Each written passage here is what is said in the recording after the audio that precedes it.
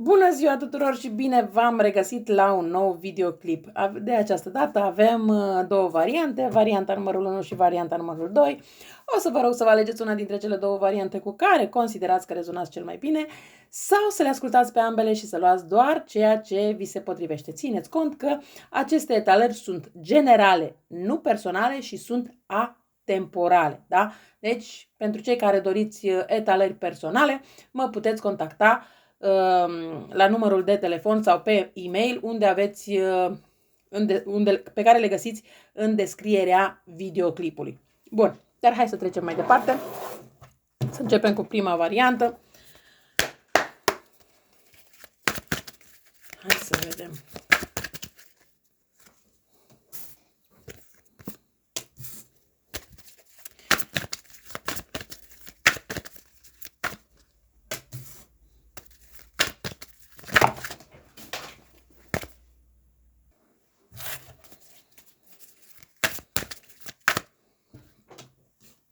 Bun, aici văd că pot să spun că avem zodii din fiecare element, adică avem și de apă, și de pământ, și de foc, da, și de aer.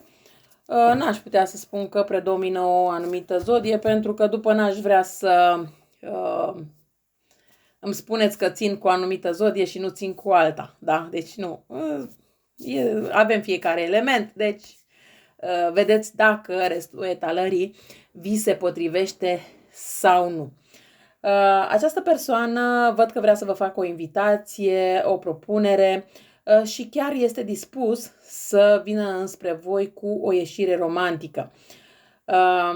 Această persoană vrea să vă arate că se apropie tot mai serios înspre voi și n-ar fi nimic exclus să aibă un comportament un pic mai elegant decât îl are în mod normal sau decât l-a avut până acum față de voi.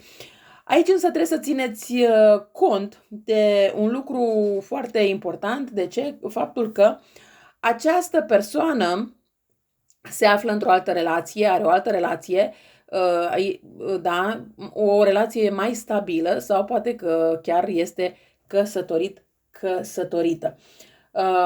Dar față de voi are un plan bine pus la punct, nu vine întâmplător în viața voastră, nu vine întâmplător înspre voi cu aceste ieșiri romantice.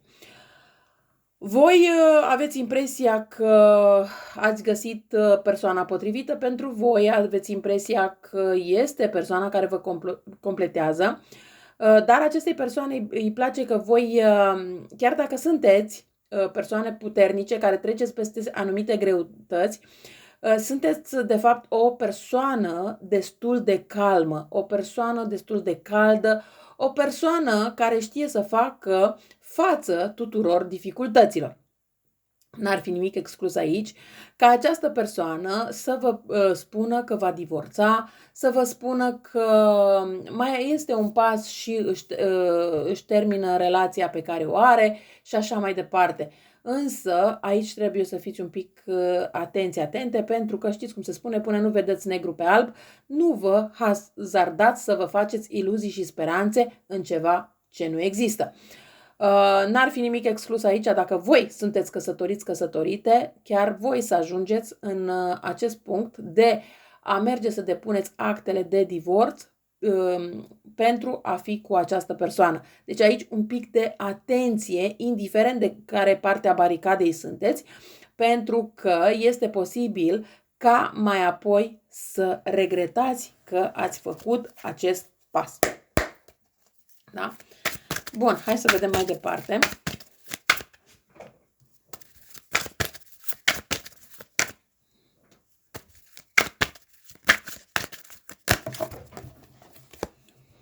Da, exact ce spuneam puțin mai devreme, puțin de atenție din acest punct de vedere. De ce? Pentru că această persoană este genul de persoană care știe să se joace cu sentimentele voastre. Este acel gen de persoană care poate să facă ceea ce își dorește fără să fie tras la răspundere. este genul de persoană căreia îi place să atragă atenția.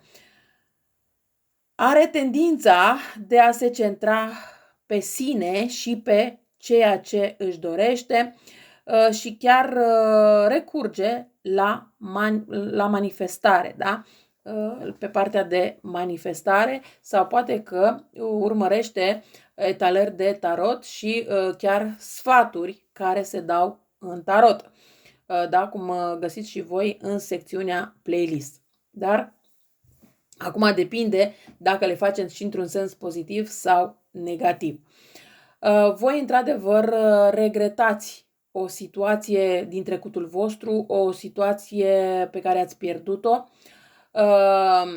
și poate să fie inclusiv, exact ce spuneam mai devreme, să regretați faptul că poate ați divorțat de un om blând, de un om calm, de un om care va asculta întotdeauna pentru acest bărbat. Poate să fie și un astfel de regret. Deci dacă vă aflați într-o astfel de situație. E clar că vă simțiți din cauza acestui lucru destul de confuze, pentru că se poate întâmpla să vă gândiți ce a fost în capul vostru când v-ați luat după această persoană, când v-a promis această persoană atât de multe lucruri și de fapt nu a făcut nimic. Practic, aici este posibil o parte dintre voi să vă fi lăsat familia, poate pentru acest bărbat care nu își asumă anumite responsabilități față de voi.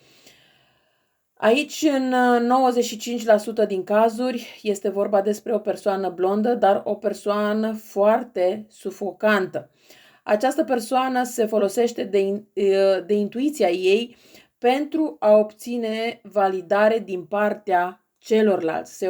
Se folosește de intenția ei, da? Deci se folosește de absolut tot ce poate pentru a obține validare, pentru a-și se simți mai bine, pentru a face lucrurile în așa fel încât să se considere stăpân peste absolut orice. Aici a venit timpul ca voi să îi scoateți masca acestei persoane. Adică, dacă această persoană are o altă relație și voi știți acest lucru, este bine să îi spuneți femeii respective, uite ce bărbat ai acasă. Dacă, nu știu, ați renunțat la familia voastră pentru această persoană, e bine să vă cereți scuze și să vreți să vă reintegrați înapoi în viața respectivă, pentru că atâta timp cât voi mergeți în continuare alături de această persoană, nu rezolvați absolut nimic și această persoană nu își asumă anumite responsabilități față de voi. Indiferent în ce situație vă aflați, indiferent la ce s-a întâmplat în legătură cu această persoană, a venit timpul să îi dați masca jos acestei persoane. Și nu doar că dați masca jos acestei persoane într-un sens, în sensul de a nu afla lumea, pentru că lumea bârfește și așa mai departe. Este bine ca să-i se dea masca jos. De ce? Pentru ca nu și alte femei să fie păcălite de acest personaj, pentru că acest personaj nu cred că s-a oprit doar la voi sau nu cred că doar voi ați rămas păcălită, ci cred că au mai fost și alte persoane, dar care poate n-au avut suficient curaj să iasă în evidență. Acum a venit timpul să îi dați masca jos și să vadă cumva întreaga lume ce fel de persoană este de fapt, pentru a nu mai putea păcăli alte persoane. Dar, e clar, acum depinde de curajul fiecăruia dintre voi. Iar dacă vedeți că apare o astfel de persoană care încearcă să-i dea masca jos, este bine să, de ce nu, dacă puteți să contribuiți și voi să nu mai fie această persoană așa de negativă, să zicem, să atragă în capcana sa alte persoane, de ce nu? Da? Bun, dar hai să trecem mai departe. Să vedem ce vor să ne mai spună cărțile în legătură cu această persoană, cu toate că, din punctul meu de vedere, au fost destul de clare. Da, văd că voi o să cădeți destul de mult pe gânduri ce să faceți în continuare, dacă aveți curaj să-i dați masca jos acestei persoane sau nu, pentru că cumva voi vreți liniște, vreți stabilitate, vreți și pe undeva să nu fiți bârfiți, bârfite, însă ideea este că această stabilitate nu cred că o puteți dobândi diferit. De ce? Pentru că această persoană nu renunță la voi, din contră vine înspre voi. Dar în același timp, printre voi sunt și persoane care intenționează, chiar dacă nu-ți devină, să meargă să-i ceară scuze acestei persoane, pentru că iubiți această persoană prea mult și nu vreți să rămâneți fără această persoană. Însă să știți că, indiferent cu ce propunere veți merge spre această persoană, veți fi refuzat sau refuzată. De ce? Pentru că această persoană este prea mândră de sine, în primul rând, și în al doilea rând, consideră că, știți cum se spune, balta are pește. Adică, dacă nu vă are pe voi, are pe alta și nu își face probleme foarte multe din acest punct de vedere.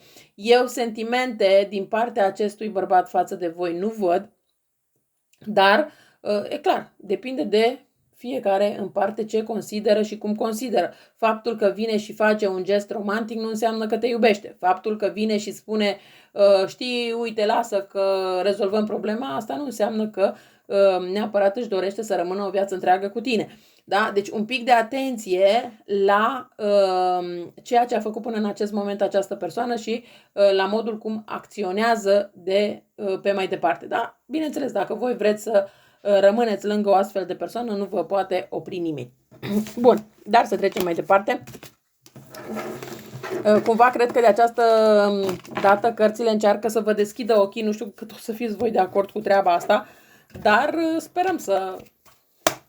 Știți cum se zice? Cărțile vă pot da un sfat, hotărârea e a voastră. Dar să trecem la varianta cu numărul 2, să vedem și varianta cu numărul 2 ce vrea să ne spună.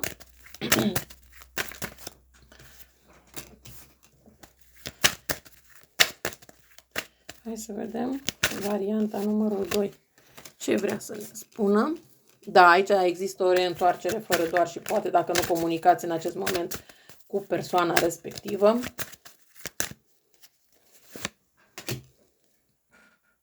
Dar bineînțeles că și la voi e situație de trio fără nici o... Bine, acum e clar că nu chiar în toate cazurile, dar în mare majoritate, da, există situații de trio fără doar și poate. Este genul de persoană care deține foarte multe secrete, are intuiție, gândește foarte mult în subconștient, este centrat pe sine, este o persoană tăcută, dar face lucrurile în stilul său. Este o persoană care nu prea iasă în evidență întotdeauna. Este o persoană care pare pasivă, dar care judecă destul de aspru foarte multă lume. Da? Deci un pic de atenție, pentru că la fel cum judecă pe alții, la fel vă judecă și pe voi. Să nu vă imaginați că are o anumită părere doar despre o anumită persoană, iar pe voi vă ține pe un piedestal. Nici vorbă de așa ceva. Această persoană pe toată lumea judecă la fel. Alături de această persoană viața este un adevărat sacrificiu, foarte multă suferință, pedeapsă, neputință și este genul de persoană care creează foarte multă confuzie. Chiar are grijă ca voi să vă pierdeți scopul. Dacă, de exemplu, în relația cu această persoană, voi ați gândit sau ați avut o idee să faceți o afacere, să faceți o școală, să faceți ceva, această persoană a avut grijă să vă facă să vă pierdeți scopul adevărat pe care voi ați vrut să-l aveți, unde ați vrut să ajungeți. Această situație nu este întâmplătoare. De ce? Pentru că se poate întâmpla ca voi să fiți soția în această relație. Și e clar că dacă voi ar fi să mergeți să faceți o afacere, să vă angajați, să faceți un curs sau o școală, există posibilitatea să aflați că această persoană are o altă relație sau alte relații, da? Și e clar că nu îi convine acest lucru și atunci mai bine îți spune: hai să facem un copil, dacă e cazul, hai să facem un copil, 2, 3, 5, dar ca să stai acasă și să te ocupi de copii. Sau hai să, nu știu, ocupă-te de casă că nu-i bine șters praful, chiar dacă poate voi ați șters praful acum un minut, spală haina cu tare chiar dacă nu-i purtată, calcă nu știu ce pentru că așa vrea, dar este doar un mod de a vă ține ocupată și de a vă ține în casă sau într-un spațiu destul de restrâns. Aici cred că poate fi vorba inclusiv de faptul că poate nu vă lasă inclusiv să vă întâlniți cu prietenii, tocmai din acest motiv, ca să nu aflați de relațiile sale. Bun, hai să vedem ce ne mai spun cărțile.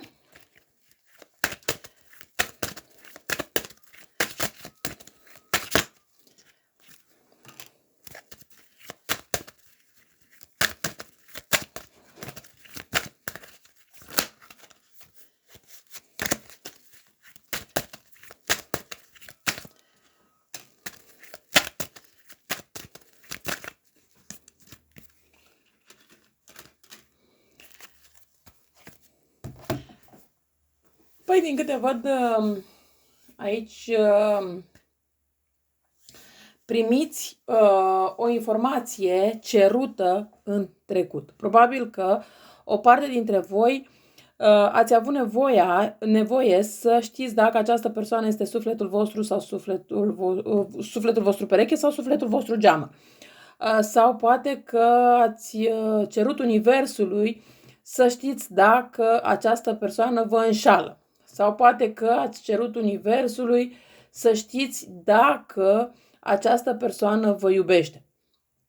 Da, indiferent despre ce ați cerut universului sau lui Dumnezeu sau cum vreți voi să numiți, pentru ca să știți cum este această persoană sau ceva de acest gen, să știți că acum veți primi răspunsul.